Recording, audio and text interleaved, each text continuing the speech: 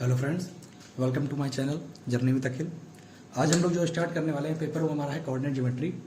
और इस पेपर को स्टार्ट करने का रीज़न ये भी है टीजीटी की स्टार्टिंग में कि इसके लिए आपको बेसिक की ज़्यादा नीड नहीं है। ठीक है, अगर मतलब आप भूल चुके हैं कि जो 9th-10th की अगर आप ज्योमेट्री को भूल चुके हैं और फिर से अगर आप स्टार्ट करना चाहते हैं तब भी आपके लिए सबसे बेस्ट पेपर है, क्योंकि इसमें जल्दी से जल्दी आपको जो है कॉन्फिडेंस डेवलप हो जाएगा। फार्मूला बेस्ड चैप्टर होते हैं इसमें, आपको अगर फार्मूले याद हैं तो डायरेक्ट आप क्वेश्चन को कर सकते हैं 10 से 15 सेकंड में। ठीक है, तो चलिए जर्नी स्टार्ट करते हैं। तो सबसे पहले जो हम चैप्टर पढ़ने वाले हैं इसमें पहला वो हम पढ़ने वाले हैं पॉइंट। ठीक है, इस चैप्टर में क्या क्या पढ़ने वाले हैं हम लोग इसमें कार्टेशियन कोऑर्डिनेट को पढ़ेंगे, क्वाड्रेंट को पढ़ेंगे, पोलर कोऑर्डिनेट क्या होते हैं पढ़ेंगे, रिलेशन पढ़ेंगे कार्टेशियन और पोलर कोऑर्डिनेट के बीच में, डिस्टेंस फार्मूला पढ़ेंगे, डिस्टेंस फार्मूले का जो एप्लीकेशन होता है उसको पढ़ेंगे। तो आज की क्लास में हम इतना ही करेंगे और जो बचा हुआ सेक्शन है हमारा वो नेक्स्ट क्लास में कवर करेंगे। तो सबसे पहला पॉइंट है हमारा रेक्टेंगुलर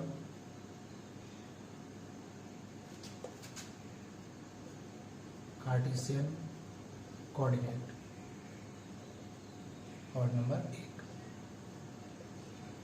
क्या क्या चीज जाननी है इसमें? पहले तो हमें ये जानना है कि हमारा कार्टेशियन कोऑर्डिनेट क्या होता है। तो एक प्लेन पर हम दो परपेंडिकुलर लाइन ले लेते हैं, म्यूचुअली परपेंडिकुलर मतलब एक दूसरे के ऊपर है। ठीक है, एक्स ओ एक्स डैश और वाई ओ वाई डैश। ठीक है, ये दो लाइन ले लेते हैं और इनके जो जीरोज होते हैं वो एक दूसरे को कोइंसाइड कर रहे होते हैं, मतलब एक दूसरे के ऊपर ओवरलैप कर रहे होते हैं। तो प्लेन पर ऐसा जो प्लेन बनता है हमारा, उस प्लेन का नाम कहते हैं कार्टेशियन प्लेन। ठीक है, मतलब हमने एक प्लेन लिया, प्लेन पर हमने दो लाइनें ली जो एक दूसरे पर परपेंडिकुलर हैं, साथ में उनके जीरोज जो है मतलब उनका जो जीरो पॉइंट है वो एक दूसरे पर कोइंसाइड कर रहे हैं और इसी को हम लोग कहते हैं कार्टेशियन प्लेन। साथ में इसमें जो एक्स ओ एक्स है और हमारी एक लाइन है जो वाई ओ वाई है, वाई ओ वाई डैश है, इसको हम लोग कह देते हैं वाई एक्सिस और एक्स ओ एक्स को हम लोग कह देते हैं एक्स एक्सिस। ठीक है, पहली बात। दूसरा पॉइंट हमारा ये जो x जहां पे जीरो और y भी जहां हमारा जीरो होता है इसको हम लोग ओरिजिन कहते हैं। ठीक है, तीसरा पॉइंट यहां पर अगर हमारा कोई यहां पर हमारे जो कार्टेशियन प्लेन पर कोई पॉइंट ले लेते हैं, ठीक है, वो हमारा ऑर्डर पेयर में होता है, x और y हमारे रियल नंबर है कोई। ठीक है, इस order pair of real number को ही हम लोग क्या बोलते हैं? Cartesian coordinate. मतलब ये जो हमारा x और y बना इसी को हम लोग कहते हैं कार्टेशियन कोऑर्डिनेट। ठीक है, ये हमारा ऑर्डर पेयर बना। ऑर्डर पेयर आपने उसमें पढ़ा भी है आपने, जो हम लोगों ने अभी इससे पहले लेक्चर किया था। ठीक है, आगे पॉइंट पे आते हैं। चौथी बात जो हमें जाननी है, जो हमारा एक्स कोऑर्डिनेट होता है, एक्स कोऑर्डिनेट होता है, ठीक है, और जो हमारा वाई कोऑर्डिनेट होता है। एक्स कोऑर्डिनेट को हम लोग कहते हैं एब्सिसा, एब्सिसा। ठीक है, और वाई कोऑर्डिनेट को हम लोग कहते हैं ऑर्डिनेट। तो ये कुछ हमारी बातें थी जो हमें जाननी थी पॉइंट नंबर 1 से। ठीक है, कार्टेशियन प्लेन क्या होता है? दो लाइन परपेंडिकुलर है दूसरे पर, म्यूचुअली परपेंडिकुलर है दूसरे पर, तो वो जो प्लेन बनता है हमारा वो हमारा कार्टेशियन प्लेन होता है। एक्स ओ एक्स को हम लोग एक्स एक्सिस और वाई ओ वाई डैश लाइन को वाई एक्सिस कहते हैं। ये जो दोनों लाइन जहां पर जीरोस दोनों के ओवरलैप कर रहे होते हैं उसको हम ओरिजिन कहते हैं। एक्स और वाई जो हमारा ये ऑर्डर पेयर बनता है रियल नंबर्स का, उसको हम लोग कार्टेशियन कोऑर्डिनेट कहते हैं। ठीक है, साथ में एक्स वाले कोऑर्डिनेट को हम लोग एब्सिसा और वाई वाले कोऑर्डिनेट को हम लोग कोऑर्डिनेट कहते हैं। ठीक है, यहाँ पर सी आई एस डबल एस होगा। ठीक है, एब्सिसा ये। ठीक है, क्लियर हो गया। चलिए अगला पॉइंट देखते हैं, पॉइंट नंबर। तो पॉइंट नंबर 2 है हमारा क्वाड्रेंट। क्वाड्रेंट, ठीक है, तो क्या होता है हमारा क्वाड्रेंट? तो जो हमारे कोऑर्डिनेट एक्सिस है हमारी x o x dash, y ओ वाई डैश, आपने देखा कि ये प्लेन को जो है वो कितने भागों में बांट रहे हैं? 4 भागों में। ये पहला है, ये सेकंड है, ये थर्ड है आपका और ये फोर्थ है। ठीक है, ये जो हमारे 4 पार्ट बनते हैं इसी को हम लोग क्वाड्रेंट कहते हैं। तो हम क्या कहेंगे? जो हमारी कोऑर्डिनेट एक्सिस होती हैं divide in plane in 4 part. ठीक है, क्या कहेंगे? The coordinate axis divide the plane into 4 equal part. ठीक है, तो इसी पार्ट्स को हम लोग क्या बोलते हैं? Third quadrant. तो ये हमारी दूसरी जानकारी। तो अगला जो पॉइंट हमें जानना है वो हमें जानने हैं पोलर कोऑर्डिनेट। कार्टेशियन कोऑर्डिनेट हमने देख लिए, एक्स कॉमा वाई हमारे बनते हैं। पॉइंट नंबर 3 है हमारा पोलर कोऑर्डिनेट। ठीक है, वैसा ही होता है।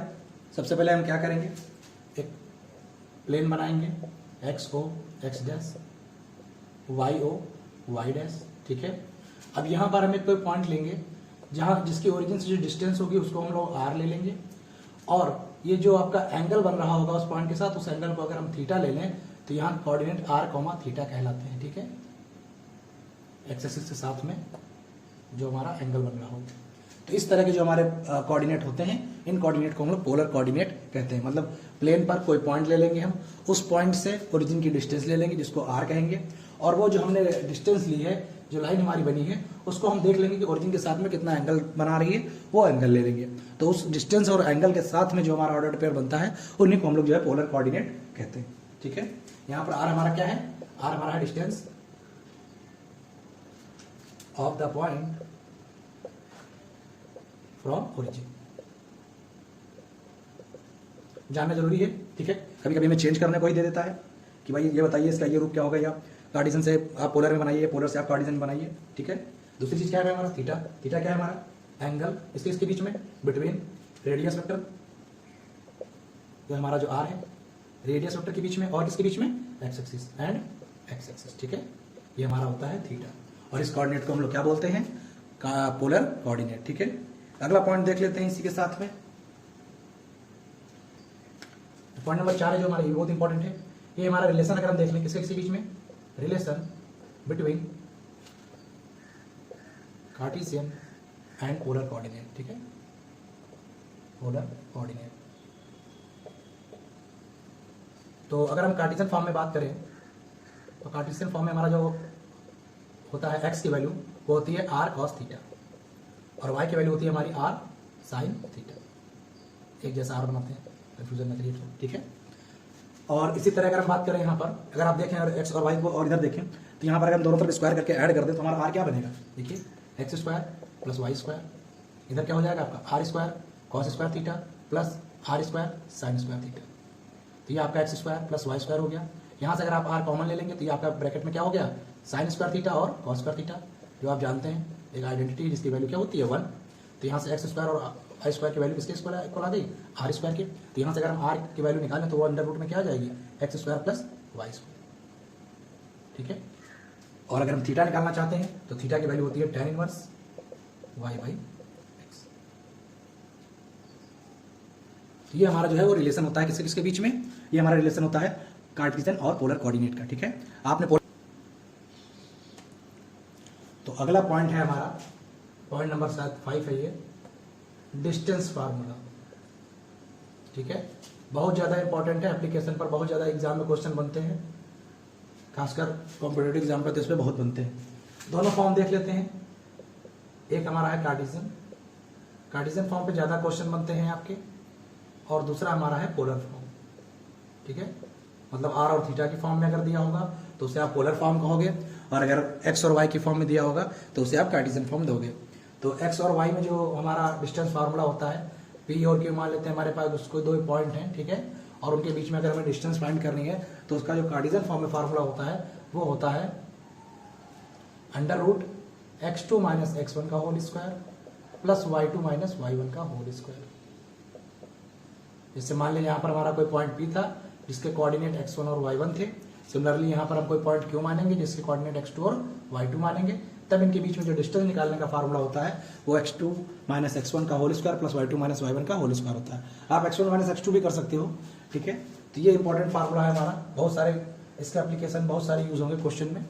और आते हैं पोलर फॉर्म में, तो पोलर फॉर्म सिमिलरली अगर हम पोलर फॉर्म की बात करें, जैसे हमने यहाँ पर 2 पॉइंट माने, वैसे ही अगर हम पोलर फॉर्म में 2 कोऑर्डिनेट मान लेते हैं कि हम मान लेते हैं ए और बी के बीच में हमें डिस्टेंस निकालनी है। ठीक है, यहाँ पर हम ए का मान लेते हैं r1 और θ1 मान लेते हैं, और बी जो हमने कोऑर्डिनेट माना उसके हमने कोऑर्डिनेट मतलब जो बी पॉइंट माना उससे कोऑर्डिनेट अगर हम r2 और θ2 मान लेते हैं। ठीक है, तो यहाँ पर जो हमारा फार्मूला बनकर तैयार होगा डिस्टेंस फार्मूला, वो आएगा आपका अंडर रूट में r1 का स्क्वायर प्लस r2 का स्क्वायर माइनस 2r1 r2 और ब्रैकेट में cos θ1 माइनस θ2। ठीक है, ये डिस्टेंस फार्मूला है अगर हमें पोलर फॉर्म में कोऑर्डिनेट दे दिए जाए तो, और कार्टेशियन फॉर्म में दे दिए जाएंगे तो ये। तो एग्जाम में आपके ज्यादातर क्वेश्चन जो है कार्टेशियन फॉर्म पे ही बनते हैं और इन फार्मूलों को आपको याद होना चाहिए, ठीक है।